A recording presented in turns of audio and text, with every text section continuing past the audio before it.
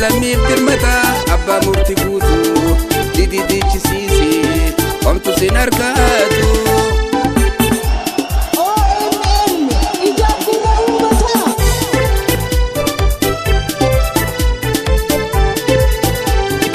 Durirraa kaasanii si ukkuruuf yaalu dhugaa kee dhoksanii shiraan nu awwaalu dhugarraa dhaabbattee miidhamaa labsitaa labsii warra daraa jini shishimgoota. Durirraa kaasanii si ukkuruuf yaalu dhugaa kee dhoksanii shiraan nu awwaalu dhugarraa dhaabbattee miidhamaa labsitaa labsii warra daraa jini shishimgoota.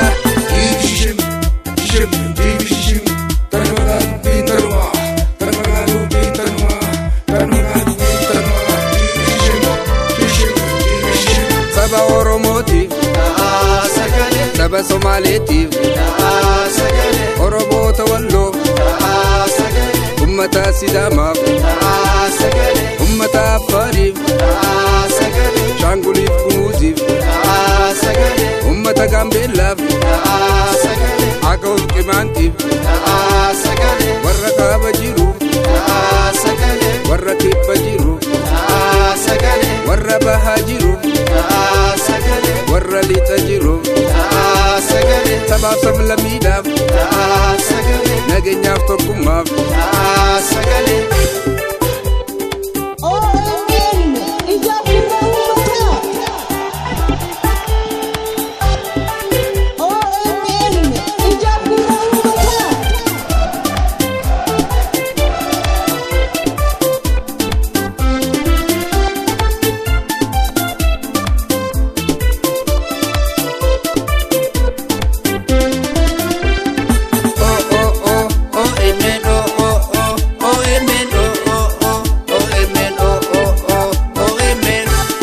Sagalee ummataa sabaaf sablammiif dirmata abbaa murtii guutuu dididichisiisi homtu sin harkaatu.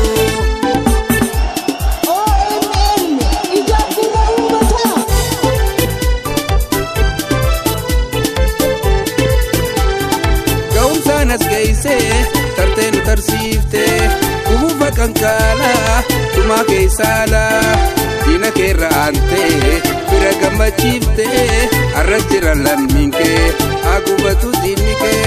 Ga'umsaan as geessee tartee nu tarsiiftee kubuufa qankaalaa tumaa keessaalaa diina keerra aantee bira gammachiiftee arras jira lammiin kee agubatu diinni kee.